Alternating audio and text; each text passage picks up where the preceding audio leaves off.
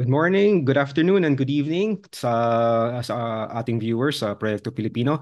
Today we have a very interesting topic once again. So this will be a jump off from our last discussion with Prof. Jojo. Kasi kung naalala nyo ho, last time we loosely talked about ano yung mga hindi masyado na-discuss sa ating kasaysayan, sa yung mga often hidden narratives within Philippine history. And then we wanted to sort of have a more playful approach this time, no, Leloy. Ang Yeah. gagawin ho natin ngayon is inspired by the recent film The Kingdom, which was premised on kung hindi na-colonize ang Pilipinas, ano kaya ang tsura, ang hugis ng Pilipinas at ang mga Pilipino. Of course, as historians, no, sinasabi natin walang what ifs sa history. Pero I think within civics, pwede nating sabihin, what if kung monarchy ang Pilipinas? Kasi sa civics naman, if you can think it, it can happen. So joining us today is a wonderful guest. No? He's Dr. Kirby Alvarez, who is an associate professor at the Department of History, College of Sciences and Philosophy in the University of the Philippines in Diliman. His research interests include Philippine environmental history, history of natural hazards and disasters in the Philippines, as well as a local history, the history of Malabon. So thank you, Prof. Kirby. Thank you for joining us. Tama ho ba yung ano ko, yung introduction ko? If there's anything else you want to add, please go ahead. Okay na yan. So, salamat sa invitation. So, I'm happy to be part of this initiative. Uso ngayon yung usapan tungkol sa The Kingdom, and as I understand, the premise of The Kingdom is ano ang mangyayari sa Pilipinas kung hindi ito na-colonize at dinadramatize yung sine. Unang-una anong sa tingin mo sa ganong klaseng proyekto? May punto ba na ini-imagine natin yon? Gayong hindi naman yun mangyayari, hindi naman yun yung nangyari, and tinatawag natin, mga historian tawag natin dito counterfactual history, di ba? Kung ano yung nangyari kung hindi ito nangyari. Anong punto nun? At sa tingin mo, produktibo bang usapin ito? Well, sa tingin ko nanggagaling ito dun sa isang uh, hindi naman general but rather some, let's say, collective sentiment na there's this glorious pre-colonial past. Na hindi mawawala pag pinag-uusapan ng pagka-Pilipino. Okay?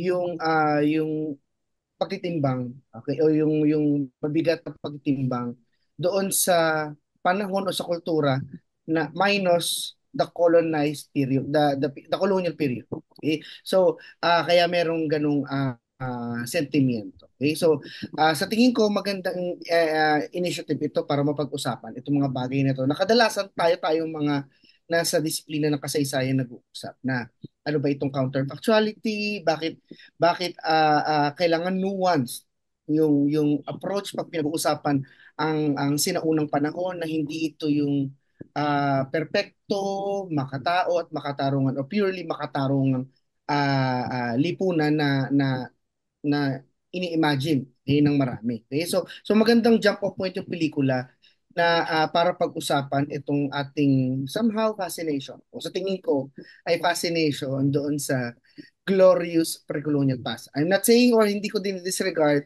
okay, ang tagal ng pinapoint out ng maraming historiador na kailangang balikan ng sinuunang panahon para maunawaan ang maraming bagay sa kasaysayan, sa kultura na nagpapatuloy o nagbago hanggang sa kasalukuyan. Pero magandang jump point nga yung pelikula na paano nga ba sasagutin itong mga tanong na okay, applicable ba o kaya ba nating yakapin?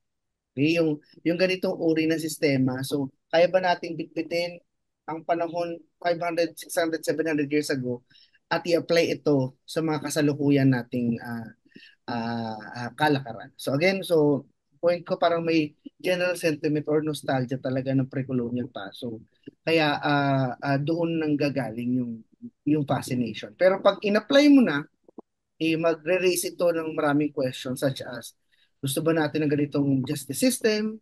Okay? Gusto ba natin ng ganitong power play? Okay?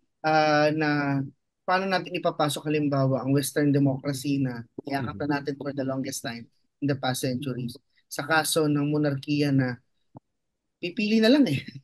Pipili Mm, na lang si mm. Vic Soto. O ang problema o main problem ni Vic Soto, okay, ay sino pipili niya sa mga anak niya. napagpapasahan ng Saka alam mo, we can get into the details, Kirby, no? Pero ako Oo. hindi ako sigurado na kung hindi tayo nakolonisa na magiging monarkya tayo, na Yes. magiging monarkya ang Pilipinas. Kasi yung sistema naman nung sinaunang panahon is walang iisang datu na nagahari-harian sa lahat. At yung mga sumusunod sa mga datu, pwede nilang iwanan yung datu. Kung wala na silang tiwala dun sa datu, pwede silang lumipat ng datu. Katunayan, ang impluensya ng datu ng pre-colonial Philippines nanggagaling doon sa kanyang kakayahan na mag-attract ng mga supporters. So hindi siya king by default. King Yes. siya, in quotes, king, dahil marami siyang supporter. Ito yung tinatawag natin na, we can get nerdy, yung pre-colonial mandala system. Yung second point na, sorry, hindi, yung second point na naisip ko dito is, ang ganda ng sinabi mo, meron talagang nostalgia yung Mm. before we get into the content, no? Meron talagang nostalgia ang Pilipino doon sa pre-colonial past. And I might say na itong nostalgia matagal na ito. Ah. Ang una kong nakitang ebidensya nito, si Jose Rizal, di ba? Si Jose Rizal, gumawa siya ng anotasyon nung Yes. sinulat ng isang colonizer pangalan Antonio de Morga, Sucesos de los Islas Pilipinas, at ginamit niya yun para sabihin na napakagaling ng mga Pilipino bago dumating ang mga Kastila. We had the best literature. Gumagawa tayo ng mga kanyon, di ba? Sabi niya, meron tayong panday, ang panday, pangalan niya Panday Pira. Gumagawa ito ng kanyon na kayang talunin yung mga kanyon ng mga Europeo, ganyan. So meron talagang nostalgia at merong investment in glorifying this ancient past. Galing to nagsimula to kay Rizal. Matanong ko lang, ano ang tingin niyo dito? Carlo, Kirby, what do you think? Bakit napaka-invested tayo dun sa glory ng pre-colonial past? Well, isang katingin ko, dahil ang pagsusulat natin sa kasaysayan sa Pilipinas ay ang isang dominanteng approach or framework is nationalist pa rin. Okay, so towards nation building, very critical yung pag yakap at paggamit ng something sa panahong kolonyal. So therefore, to minimize itong colonial influences, kailangan pakapalin o palawakin yung pananaliksik sa pre-colonial o sinaunang panahon. Not necessarily mali, pero may imbalance tukol doon sa kung paano titingnan yung kabuuang development of the Filipino society. So, nag-agree ako doon sa sinabi ni Leloy na isa sa mga unang malawakan nag-point out ito ay si Rizal.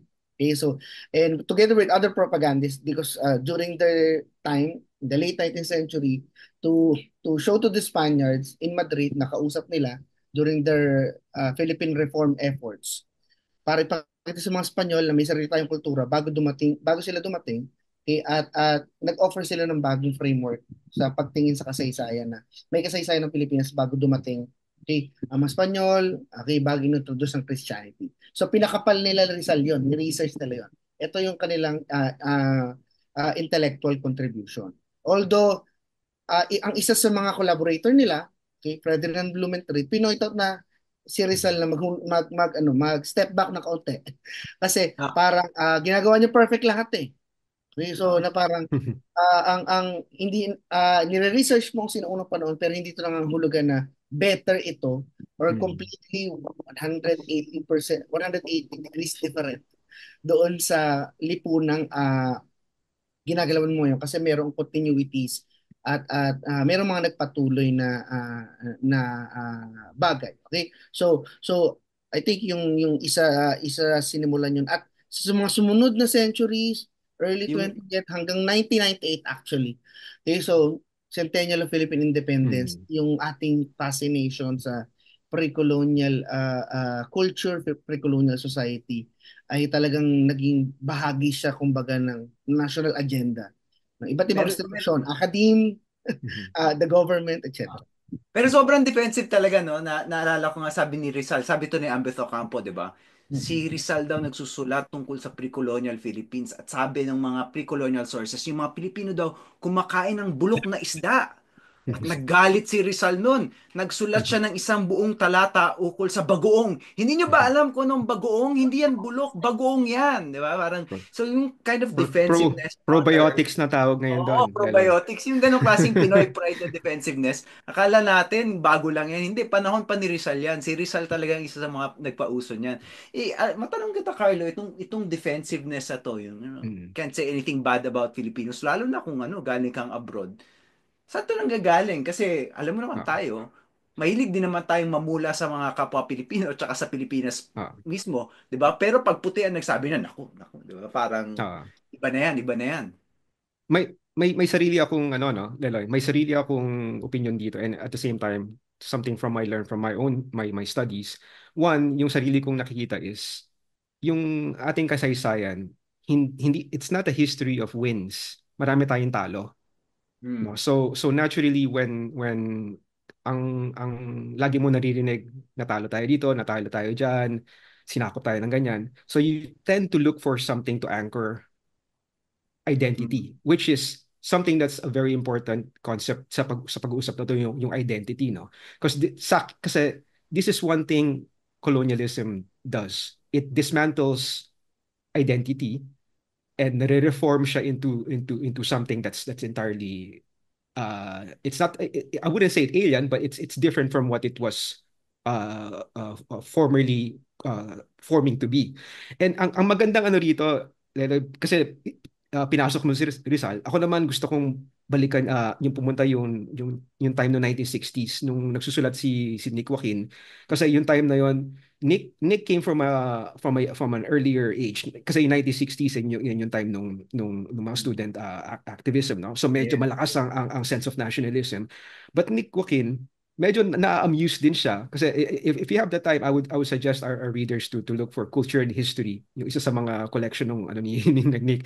May natawa akong part doon na imbita si Ako, Nick Carlo, sa not if you have the time. Even if you you have don't to you have have the to time, you have to na, find a way. nasa Lazada at Shopee na ho yata yan eh. Anyway, natatawa ko, Leloy Kirby, kasi may isang kwento si Nick doon na naimbita siya sa isang dinner, and yung host niya was very in tune with the times na kailangan ibalik natin ang tunay na pagka-Pilipino natin. So nasa dinner table sila, ang sineserve sa kanilang na pang season, yung bato na malaking asin, yung malalaking yung salt rock. So ang sabi nila, dapat ipapahid mo yung ano mo ron, o kaya i-chip mo. Si Nick, sabi niya, ayokong gamitin yan kasi parang tawas. Ayoko, ayoko ano niya, ayoko gamitin. Gamit na lang ako ng table salt. So naghanap siya ng table salt. So nakakatawa yung ano niya. But his point there was, ang identity ng Pilipino hindi static eh sa kanya. Mm. So it's constantly evolving. It's becoming and so that's ay yung ano niya na, ba't kayo galit na galit Oo. sa mga dinala ng ano, kasi kumbaga yung paggisa inintroduce na ng Kastila sa atin yan, yung pandesal, which we think now is so Filipino. It was ano. So ang gandang anhin, Lele, kasi we tend to grasp for something na ano yung tunay na Pilipino, pero ano ba talaga yung Saka Pilipino? So kahit bago dumating yung mga Kastila, 'di ba? For example, alam natin yung Laguna Copper Plate, for example, written in Sanskritic mm, language. So, even then, ni-influensya na tayo ng mga galing ng ibang mga dayuhan, yeah. galing sa labas, kahit walang Kastila, 'di ba? At sabi nga ni Nico Joaquin, doon din sa Culture and History, sabi niya, maraming Pilipino meron silang onion theory of culture or sibuyas theory ng culture. Sa tingin nila, if you peel off the layers of the onion, kung tatanggalin mo yung mga layer ng sibuyas, tanggal ka lang ng tanggal, makikita mo yung tunay na Pilipino sa loob. Pero ang sibuyas, di ba wala siyang core? Kapag tinanggal mo lang ng tinanggal yung layer, Yeah.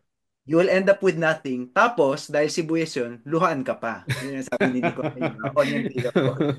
So I really see that point, no. Yeah. So on the one hand, I think what we're trying to say is like naiintindihan natin yung nostalgia, may pinanggagalingan Yeah. ito, 'di ba? Importante naman na hindi natin dapat pagtawanan itong nostalgia na to dahil may pinanggagalingan ito, mismong si Rizal nga may gantong nostalgia. But at the same time, we should intellectually, I think, be honest enough to know na medyo may pagka dead end din siya dahil mahirap din naman tanggalin lahat ng pinagdaanan ng Pilipinas. I with that as a kind of framing device, let's now talk about, I want to ask our guest, si Kirby, ano ngayon ang masasabi mo tungkol sa pre-colonial Philippines na sa tingin mo hindi alam ng nakararaming mga Pilipino na pero dapat nilang malaman? So, na uh, ang pre-colonial na Pilipinas ay dumaan din sa panahon na ang lipunan ay napakarahas. may mga bagay tayo ngayong nararanasan, pinapractice, okay, na sobrang layo. Sobrang layo sa pre-colonial panahon. Akala natin ang sinaunang Pilipinas ay kalmado lang. Okay, so ganito. Pero puno-puno ito ng mga tunggalian, okay, digmaan. Okay? I'm not saying na warlike tayo, ah. Medyo mabigat yung warlike. Pero puno-puno ng tunggalian, okay, friction, okay, at dumaan ang lipunang Pilipino, partikular doon sa pre-colonial period. Kagaya ng maraming lipunan sa Southeast Asia, sa Asia, sa panahon na relatively napakarahas. Okay? At kailangan nating i-take into consideration yun whenever we look back sa panahon to bilang all glorious o all perfect. Okay? Kapasi-pasi kasi, for example, there are some scholars who point out na halimbawa yung mga recent experience natin halimbawa sa uri ng leadership na meron tayo. For example, Duterte. Okay, na ay very very Filipino. Okay, the idea of the dato leader na direkta mong nakakausap, tipong yung mga personal pambahay, pambarangay concerns ko ay na-action Iaakit ng mo. pinakataas. Di Oh. ba? Okay. Merong konting sundot doon si Vic Soto doon sa pelikula, halimbawa na tipong kinukonsulta sa kanya ng prime minister niya na parang ay papalitan, kailangan po ng approval sa papalit ng pangalan ng street na yon. May konting sundot yung pelikula doon na parang pati ba naman yan, problemahin ko pa. Okay, so, pero that's how the Datu leadership works eh.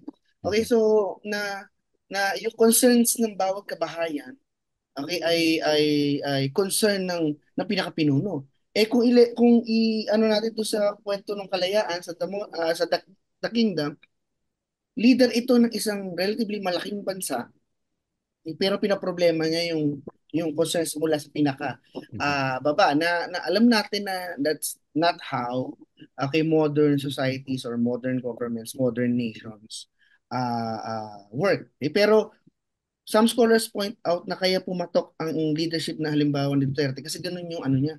Okay, ganun yung approach. Somehow, on the one hand, parang parang medyo propaganda naman ata ito. Okay, so na looking at Parang the pinalalabas sa hiyang si Duterte sa yes, Pilipino, na yun ang parang sinasabi. lubog, taal, ganun na nakatungtong sa bayan. So sige, okay, tanggapin natin interpretation ito. Okay, that's on the one hand. On the other hand, okay, opportunity yan sa atin na i-rethink na tipong applicable pa ba ito? Okay, or paano natin mas uunawain yung uri ng politika natin? For example, using this film, paano natin unawain yung politika, paano natin unawain yung governance, na ah, talaga bang itong mga concerns na ito ay concerns ng leaders, ng political leaders. Okay, so kaya maganda opportunity siya to talk about kasi hindi lang naman nanggagaling sa ating mga historiador at mga nag-aaral sa kasaysayan yung kung paano ilalatag yung mga pag-unawa sa mga ito. Kaya magandang makuha yung sentimiento ng general public hinggil sa mga bagay na pinapoint out nung pelikula. Yung sa akin, yung pre-colonial Philippines o Kirby, may, parang it's like any society. There are good things and bad things about it. Yeah. Di ba? Parang maraming mga feminista sinasabi nila yung kultura ng babaylan, maganda yon yung kind of female spiritual leaders. Okay yun. Pero meron din talagang dahas yung favorite example ko dito galing sa libro ni William Henry Scott, Barangay. Sabi niya meron daw practice paminsan-minsan na kapag yung dato nagkakasakit, ibig sabihin ang interpretasyon daw doon kinukuha ng mga espiritu yung dato.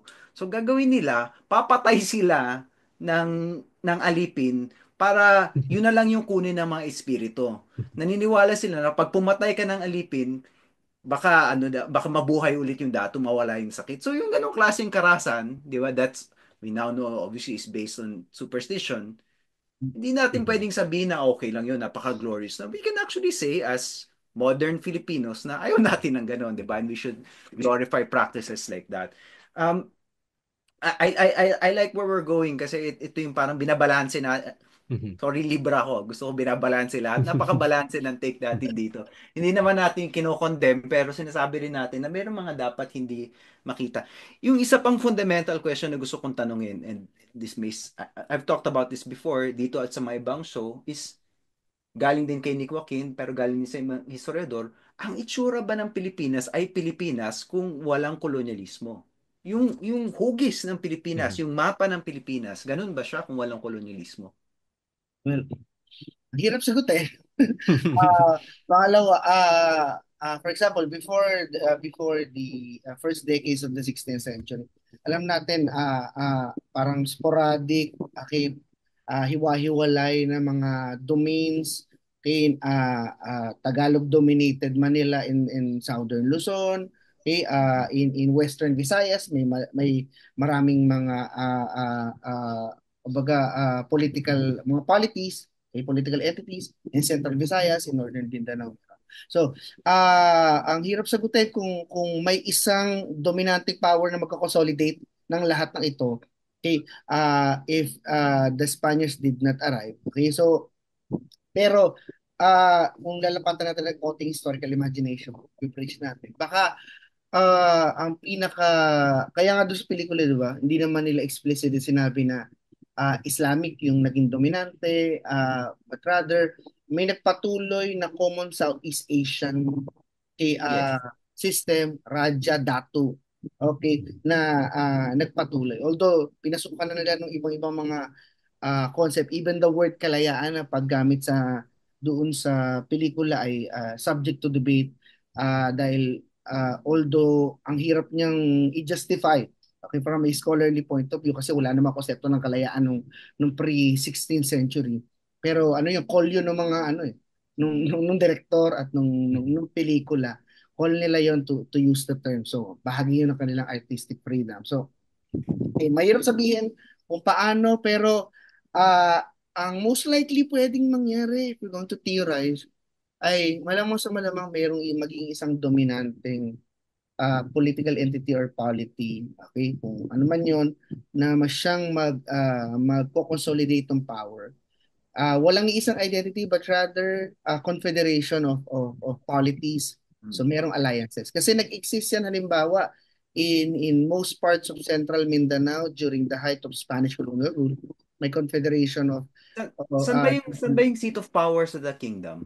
hindi in-identify pero Mm. most likely somewhere, parang nga napakalapit ng mga bagay-bagay. So parang ah, may mga eksena doon na pinipong i-meet nila yung mga ang term nila ay yung mga rebelde. Okay, so para pupunta sila sa norte. Okay? Mm. Ang depiction ng mga rebels of the north most likely Ah. Cordilleras na Mm. parang ay parang umalis ng hapon nandun agad ng gabi. So parang napakalisip ng Mm. geographical space. Parang Wakanda Oo, nga na din. parang ang lapit Okay, so tapos balik sa kaharian, balik sa punta Ah. sa ospital, punta sa opisina, punta sa parliament. So parang isang island lang siya, parang Singapore lang na Mm. relatively maliit. Alam natin na nung dumating yung mga Kastila, yung Maynila ay napakalapit sa Sultanate ng Brunei. Yes, And it yun was o. Islamizing. So, kung isipin natin yung Maynila nung panahon na yon, yung gitna ng Maynila, yung aristocracy, they spoke Tagalog, but many of the words were already Malay, dahil yung Malay ay nanggagaling sa Brunei. So, for example, yung salitang payong, for example, hindi Tagalog yon, Malay yon actually, galing yun sa Brunei, payong. So, you can imagine, aristocrats not eating pork, Muslim na sila, and they use words like payong. Pero yung mga area na malayo sa Maynila, siguro nga area nga, for example, Quezon City ngayon, kumakain pa rin sila ng baboy. Hindi pa sila ganun ka-Islamicized and hindi pa sila kasing plug doon sa sultanates sa labas ng Maynila. Ang mga Islamized area talaga nung panahon na yon are the great Islamic sultanates of the period. Sultanate of Maguindanao. Of course, ang naging very important figure dyan, si Sultan Kudarat eventually, di ba? Muntik na niyang matibag talagang mga Kastila. Pangalawa, and then, yung Sultanate of Sulu, and then for a while, naging part ng Spanish Empire, yung Sultanate of Ternate, di ba? So, ang suspicion ko is probably at Manila. Ang center mo talaga, Mindanao. Most Mindanao. likely. Yun yung center mo of political organizing. And then siguro, yung mga layla, yung mga ibang laylayan, for example, let's say, yung sa norte, Batanes, siguro ano na yan, Formosa, Formosa na yan, di ba, kung walang Kastila.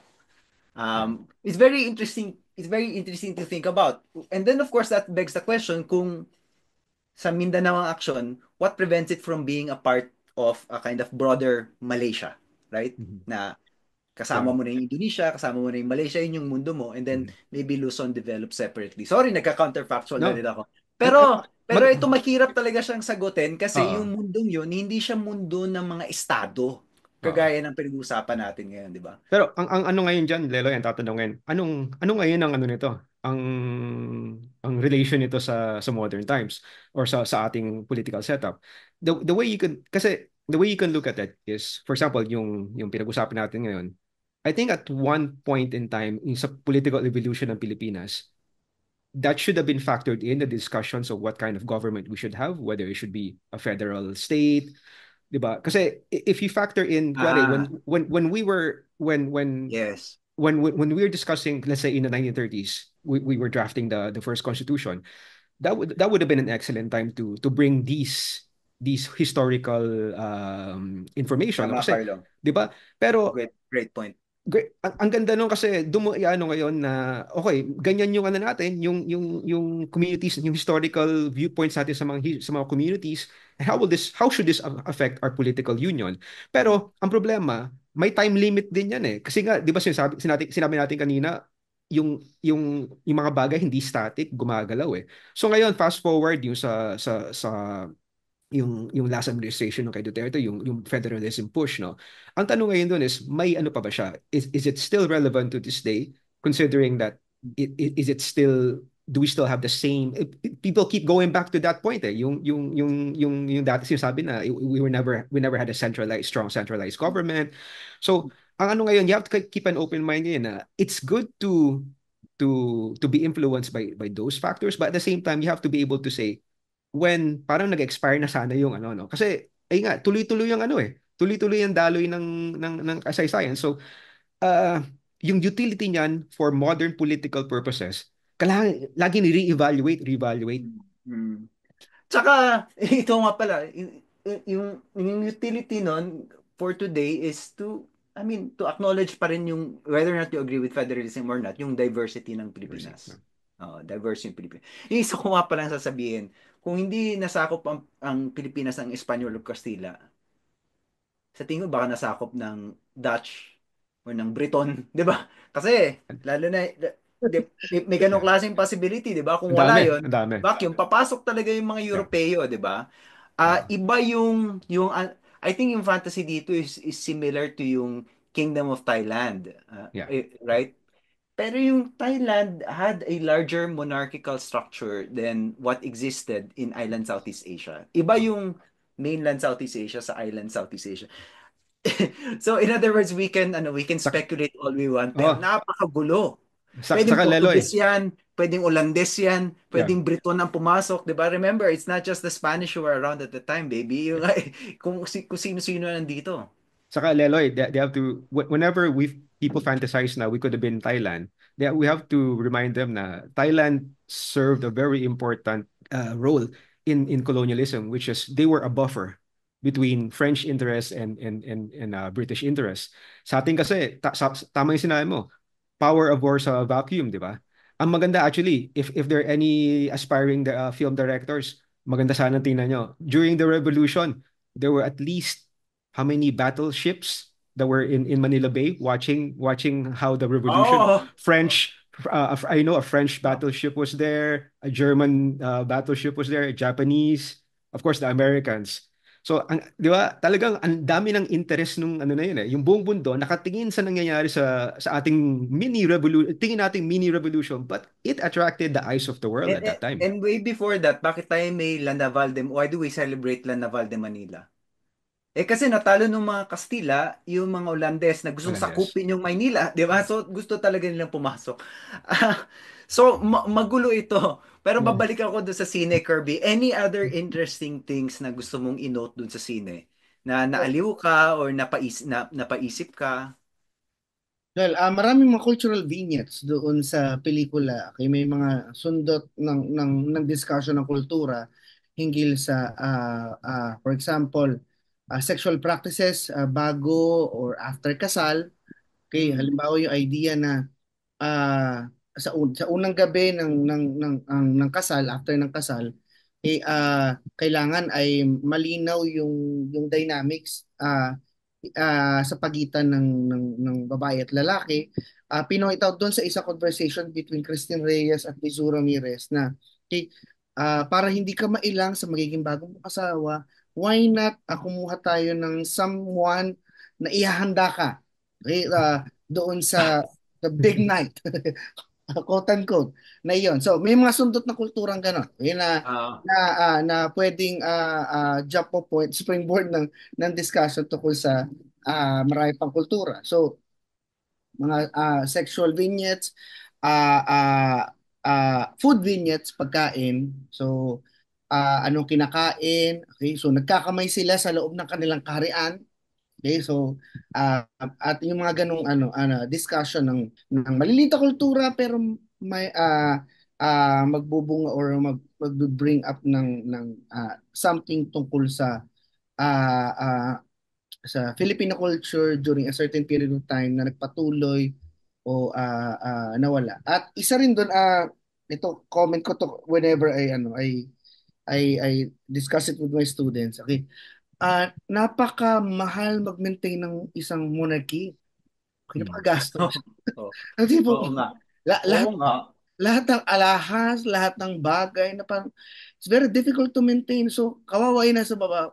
Okay, Si yes, King Charles nga may binabayaran para magsipilyo sa kanya eh. yes, Ultimo hanggang napakamahal nagsisipilyo para sa kanya kailang bayaran. napakamahal mag-maintain ng na tipong, kasi lahat ng bagay sa kanila may simbolo. Seras, okay, necklace, ayos ng buhok, kulay ng damit. Doon sa pelikula, kita mo yung kulay ng Pilipinas eh. Okay, okay, ito yung kulay ng mga sinusuot ni Big Soto, kinukulay ng suot ng mga sinusuot ng dalawang babae ni Sid Lucero at iba pa. So, colors of the Philippines ang from my aesthetic point of view, lumilitaw. Pero yun nga, ay, lagi natin i-point out na sobrang pricey, magastos, Mhm. kailangan mo ng sobrang abundant resources to maintain the Okay. integrity, okay, the visual integrity in particular ng isang monarkiya. So, Pero parang hindi natin afford yun. Hindi, ako personally na parang ah. tataas lagi kilay ko doon na parang ano ba yan? Pero Kirby, 'di ba may ano 'yon? May kapalit 'yon. Yung ganung mga yung mga luxury na Yes, 'di ba may social contract dapat yes. pagka In a way, parang ano siya yun. Kumbaga, investment yan. Tipong, kung ganito yung itsura ng monarchy mo, punong-puno ng dangal. Okay, Mhm. from an economic standpoint, magpapasok yan ng mag-result yan sa political stability, parang external recognition na okay, stable yung pamumuno. In a way, economic investment din siya. Yeah. Okay, so papasok ang mga kapital kapag merong respect Yeah. na embody or nag-emanate doon sa halimbawa royal family mo Ah. or what. Well, So para may ROI din naman ito. Pero ah. yun nga, it really takes a lot of resources to maintain. Sure. Pero ang ganda nung sinabi mo, Kirby, kasi kailangan hanapin yung balanse, no? Sabi nga ni Lelo, kailangan balanse kasi nung minimension mo yan, naisip ko bigla i-fast forward natin modern times. Let's say Philippine government magastos din, marami tayong pinagagastusan. Case in point, yung sa ating mga diplomats, galing kasi ako sa Department of Foreign Affairs, na minsan nakakaskandalo, no? Na pagka naisip mo mahirap tayo bansa pero makikita mo yung mga party sa mga embassy, Yes. yung mga ano, pero may reason kasi yun eh, 'di ba? Sabi nga ni Kirby, may kapalit yan na you have to eh, unfortunately this is the world we live in, and for us to be able to participate in certain discussions, kailangan natin mag-reciprocate. Pero balanse, yun yung key doon eh, no? Na we have to be aware also of where we come from. And naalala ko tuloy, Leloy, it applies to all government offices, especially the office of the president. Naalala ko tuloy yung one of the scandals, a fake scandal na tumira kay Elpidio Quirino yung kumalat na rumor na meron siyang golden Golden golden Inodoro. Inodoro, di ba? Golden, So, di ba?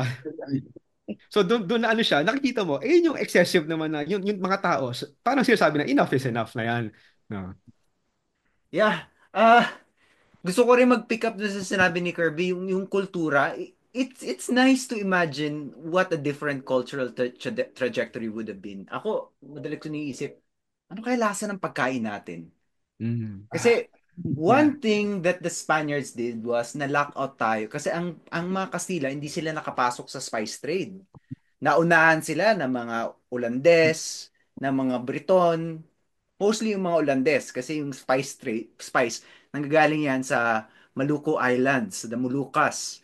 Nakapag-set up sila ng presidio doon early on sa Ternate pero napatalsik sila. So wala tayong spices. Pero if we lived in a world na may access tayo doon sa spice trade, we would have more cloves in our food. Ano kayang lasa ng pagkain natin yan? So it is fascinating. Mhm. Hindi lang for yung hindi lang tama si Kirby, hindi lang to imagine yung politics and to romanticize it. But it's also fascinating to imagine it just parang ano kaya yung pang-araw-araw ng mga Pilipino. Nakakaaliw lang. Hindi ko alam kung may punto, pero nakakaaliw. Which actually makes me think na, bahagi na materya ng kasaysayan ay para maaliw lang din tayo sa atin. Pwede nating tignan yung sarili natin at maaliw, matawa, mapangiti, 'di ba? Importante din 'yun at Mhm. importante din 'yun sa ating sining. And if these movies like this generate that kind of discussion, I think it's okay. Apart from yung culture, Kirby, anything else na naaliw ka doon sa sine? Na sa tingin mo magbubunga ng magandang usapan? Uh, well, in fairness doon sa pelikula, ang ganda ng paggamit niya ng mga fictional terminologies. Okay, na pumapatungkol sa mga sektor, sa mga sa identity mo. So hinaluan na nila ng ng something medyo magical na kasi nga we're talking about culture. So uh, susubukan kong alalahan kasi medyo mahaba yung pelikula. Pero yung how do you resolve uh, uh, personal conflicts? Okay? How do you implement laws and yung mga legal judgments or jurisprudence na mukhang cute doon sa pelikula pero kung i-apply mo siya sa tunay na buhay, napakahirap na ngayon. Tipong the Datu himself or the leader of the kingdom may mag-implement nung hatol na tipong siya yung final eh. Okay, siya Mm. mismo yung papa rin. Okay? So at kung may naghamon sa kanya sa isang maladuelo, kailangan niyang tanggapin yun because yun yung Oo. nakatakda na parang ay hindi Nakatakda. pwede tanggihan to nakatakda to so parang may plano si Bathala dito okay so parang so i-give na natin lahat kasi ito yung nakatakda sa lahat walang less yung human agency okay kasi nakatakda na to lahat okay so Ah, medyo may ganung ang mga monarkiya which is for me hindi ang hirap itakda sa oo. modern Sakay, Philippines. sakay ng kasi sakay ng galing yun kasi wala namang ganun sa ating mga neighbor, 'di ba? Yung duel to the death. And then Ah, actually naisip ko lang, ang Malaysia walang iisang hari. Actually ang hari ng Malaysia Rotating. rotating. Rotating. Dating So sultans. siguro baka naisip ko baka ganun din mangyayari sa atin kung ganun yung nangyari, rotating din yan. O baka kasali na tayo sa Malaysia. Actually, yun yung actual broader point that I'm making. Babalik ako dun sa siguro dun sa closing, Carlo, if you don't mind. May tanong ako ukol dun sa konsepto ng kalayaan. Mm. Ano sa tingin mo ang naging mensahe ng sine ukol sa ano ba talagang kalayaan? At sang-ayon ka ba dito sa mensahe ito, Prof. Kirby? Ah, well, ang isang take ko doon, una, di ba, nabanggit natin kanina, the word itself, it's a 19th century. Most like, merong agreement ang mga historiador na it's a 19th century creation. Okay, yung Mm, term yun. mm, Pero ang isa sa na-point out ko doon ay parang ah, sa pre-colonial na Pilipinas, katulad ng halimbawa sa Southeast Asia, merong tendency talaga na ang lipunan particularly tinitimon ito nung prevailing political system. pwede niyang bawiin yung individual freedom mo, okay, kapag kailangan. Okay, so ang hirap ilapat ito sa modernong panahon, pero may ganong tendensiya ang mga matatandang lipunan sa Southeast Asia na for the betterment of the whole society. Okay, hindi lang individual sacrifices. Mandato yun nung leader na kukunin ko yung mga individual freedoms yun. Ako mag-decision for you kasi kailangan ito. Okay, so Asian values daw, Asian values ah tong yeah, subject to debate pa rin. oh. Kasi ito yan, ni Mahathir or ng iba pang mga Southeast Asian leaders. So, pwede niya kunin yung kalayaan. Hindi to simpleng absolute. Ibabalik ko rin sa iyo pero kukunin ko muna pero ako yung magsasabi ko kailan ko ibabalik. Okay? So, Ah, may ganoong mensahe akong nakukuha dun sa pelikula. oo nga no. Ganda, no? So Ah, may parang walang responsibility yung nawawala yung demokrasya pero at the same time no parang meron ding elemento na meron din naman why emphasize that and not the more democratic elements of yung local culture no. For example, yung konsepto ng pagpupulong, 'di ba? Yung pagpupulong sa Pilipinas, yung pagmi-meeting, yung pulong mahaba, may diskusyon, 'di ba? Bahagi yun ng kultura. And I think that's very democratic already. Tapos bakit yung ganong klaseng value yung so, sinasabi mo ba, I don't hate to put you on the spot here, na merong konting authoritarianismo na lumulusog Ah, dito sa sining ito? ah, hindi ko naman na-sense yun na gina-justify ng isang authoritarian. Okay, similar, baka ang maging labas itong pelikula o hindi naman ganun yung patutunguhan niya. Kasi halimbawa, nung pinalabas yung General Luna noong 2015, parang ang naging moda ay naging justification for a Duterte regime. Okay, yung Yun ang sabi fascination. ni Mocha Uson. Sabi niya mismo, Alam binoto niya si Duterte dahil napanood niya yung yung General Luna. General Okay, Luna. so, parang hindi naman ganun yung naging trajectory itong pelikula. Okay, so, but rather a baka dahil MMM film siya na ang daming pipilian. Kaya Mm. katulad ng narunong na solo siya. So, hindi naman ganun yung nagiging takbo o yung pagkilala sa pelikula. Okay, dahil merong pagbabalanse na pagdating sa dulo ng pelikula, nagtagumpay naman ng nagtagumpay ng reason. Yung doon sa tatlong anak na pinagpipilian ni Vic Soto kung sino ang magiging tagapagmana. Eventually ay yung lalaki ay napatay sa laban. Christian Reyes, the little finger sa lahat ng ito. Okay, ay hindi siya nagtagumpay, natuklasan ang kanyang conspiracy with the general and with the babaylan. Ang pinaka nag-base doon, ito na yung somehow romantic na approach sa pelikula.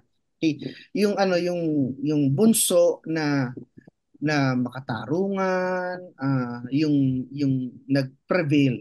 Eh, siya yung naging pinuno ng kingdom after the death of Big Soto. Okay, so meron pa rin ganung kumbaga ay ano ba tawag doon sa ending ng pelikulang yun? So all is well. Okay, so ito yung trajectory natin. Tagumpay ang liwanag. Pero sa tingin ko ibang-iba, speaking of MMFF, no? Kasi yung the previous year, syempre yung historical film na talagang pumutok nung nakaraang taon, Gombursa, di ba? Yeah. Ibang-iba naman Mm. ang presentasyon doon sa kasaysayan. Yun ay merong pagyakap talaga doon sa binigay sa atin ng mga Kastila, pagyakap ng Katolisismo, pagyakap ng liberalismo, di ba? Na galing doon sa talagang panahon ng 19th century dahil ang orientasyon noon ay syempre, nanggagaling sa mga sulatin ng mga Hiswitang historiador kagaya ni John Schumacher. So it's very interesting na every year sa MMFF sa tingin ng mga tao, sa tingin ng mga creatives natin, they can make bold historical arguments sa MMFF. And agree or disagree, I like that. Parang Yeah. hindi Yeah. ba ito yung panahon kung talagang kung meron kang opinion ukol sa Yeah. kasaysayan, ilabas mo sa MMFF. Ito yung Mhm. bihikulo para doon. Saka gagastos yung tao. I mean, ito yung period na talagang ang paglabas ng pera nandoon. So, wala siya opportunity. Okay, nakalampas na ako doon sa MMFF as Imelda Project. Okay, although meron pa rin remnants. Okay? Mm. Nandoon na ako na yung mga taong nagpapatakbo ng MMFF ngayon, they're I mean, most reliable art and film luminaries na meron tayo. Okay? So, at sabihin natin, siguro for the past 10 years, ay maayos naman yung, yung deck ng mga pelikula. At ini-engage niya o binabalanse niya yung pangangailangan na kumita, the box office framework. That's on the one hand. On the other hand, nagpapasok ko na ng mga ng mga critical na storya, yung pang academic na purpose ng pelikula na pag-isipin mo yung tao, i-engage mo siya, okay, paglaruan mo yung utak niya. Okay, so nagawa naman. Okay, so nagawa yan ni Mario Diaz sa bayan ng Jose Rizal. Mm. Okay, so napakahabang pelikula nun pero eh, I'm not sure kung purely kumita pero landslide win sa mga awards. So Gumboro Pinanood. sa last year, Oo. yeah. Mm. Gumboro sa last year ay ang bagal ng traction then nung nanalo na sa awards night, hindi na na-pick up yung momentum niya. Okay? So, yun yung agree ako to kay Leloy na sige, bagsak mo sa MMFF. Okay? Pero dahil nga sa pandemic, okay,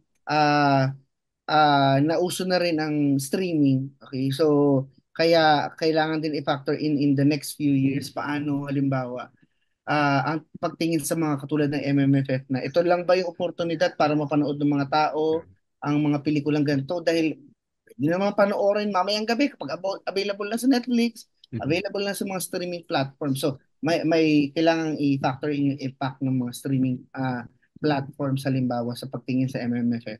And hindi ko pa nakita yung full box office report pero medyo mas mababa ata siya kumpara sa So, nakaraang taon. mas gusto Kasi nila yung mas gusto ang nila yung katotohanan. understanding na ng mga tao, ay, lalabas din naman yan sa Netflix anytime soon. Kagaya ng ginawa last year, yung MMFF 2023, late January, early February, nasa Netflix na lahat. Oo, sakto. Ang bilis Sakto. parang, ay, hindi ako nanonood ng pelikula. Lalabas din naman yan sa Netflix. May subscription naman ako. So, uh, ganun na. Pero ngayon ata, parang binabagala ata nila para hanapin ang tao. So, ayun. If you don't mind, meron akong isang parting idea lang. Napakasimple. Masaya ang counterfactual history. Lalo na kung ikaw ay creative, malikhain na tao. And I can imagine multiple versions of this film na kung ano-anong counterfactual yung tinitingnan. Kaya nga sabi ni Kirby, kahit yung kultura lang, anong klaseng musika ang kakantahin natin? Ganon. Sa tingin ko medyo sentimental pa rin. Kasi alam ko yung mga pre-colonial Filipinos mahilig na sa heartbreak songs. Yun ang sabi ng mga Sabagay. Friday. Oo, mahilig na sa mabagal. So siguro mahilig pa rin tayo sa power ballad. Yun ang kutob ko. Pero it's very fascinating. Pero wag sana, pero sa akin ultimately, babalikan pa rin natin yung kasaysayan natin na sinasabi kung paano tayo nakarating dito sa ngayon. Dahil yun yung kasaysayan na magtuturo sa atin paano palitan at paano pabutihin yung Pilipinas na nakikita natin ngayon. Na merong mga totoong suliranin, na merong kasaysayan na nangyari talaga. Na hindi na natin pwedeng balikan at baguhin. Pag natanto natin na yung kasaysayan na nangyari na hindi natin pwedeng baguhin, ang sagot natin dapat doon ay bagaman hindi natin pwedeng baguhin yung kasaysayan, yung kinabukasan, pwede pa rin natin baguhin. Essential role. Okay. Essential use of history. Okay, so katulad sinabi ni Leloy, okay, itong pelikula ay siguro parting words. Okay, isa itong pelikula, isang period film. Okay, so at lagi ko sinasabi sa mga period films, huwag tayo maghanap ng 100% historical accuracy. It's very difficult, almost impossible. Okay, kahit sabihin natin ang isang pelikula may claim siya based on true story, based on this particular memoir or book, it's very difficult. Papasok at papasok ang artistic freedom at paglalaro ng team, ng director. Okay, so, and maganda yung sinabi ni Leloy na sarap paglaruan kasi nga, yun naman yung isang purpose sa pelikula pag-isipin ka. Okay? Nagawa nga nila sa US sa Vampire Slayer, si Abraham Lincoln, di ba? So, Oo nga, oo nga! parang, okay. Pero pinapanood ko siya, parang, cute. No? Parang, ay, So, si Maganda. Detective naghahabol ng vampira, yung fascination ng US sa mga vampira at sa mga zombie, na ipasok nila sa isang critical period in the national construction Yeah. ng US as a nation. Okay, good. Baka pwede niyong gawin in the future. Yeah. Feature La Loba Negra na, 'di ba? Yung fictional yun eh. The idea ng naghihiganting asawa. So, si Juan Luna, gawin niyo ng pelikula, paano mo titimbangin na siya ay the greatest painter on the one hand, on the other hand, Mhm. wife murderer, so paano mo Oo. titimbangin yun? Okay, Ang da- so, ang daming kaya, pwedeng gawin. Yeah. isipin niya. Okay, so, Yeah. and borrowing from Nick Joaquin, okay, so, pwedeng gawin framework ang question of heroes niya, to analyze our heroes, the life of the hero, the life of the nation. Pwede. Marami pa pwedeng magawa. Yeah. Ganda, Leloy, no? So, Yan, yan. ganda. I think we can end with that, Leloy. Pag-isip tayo, siguro hindi sayang yung binayad natin sa ano no sa Hindi na talaga. sa pagbili ng ticket. So this is a challenge for aspiring storytellers as well. Take up the cudgel kasi ang dami pa natin pwedeng gawin kasi yung mga konsepto na pinag-uusapan natin. Sabi nga na madalas natin sinasabi to Leloy, it exists sa puso saka sa imahinasyon. So sa Leloy, with that, sa ngalan ni Manolo Quezon at ni Father Tito Kaluwag, ito po ay Proyekto Pilipino and join us till the next episode. Salamat po.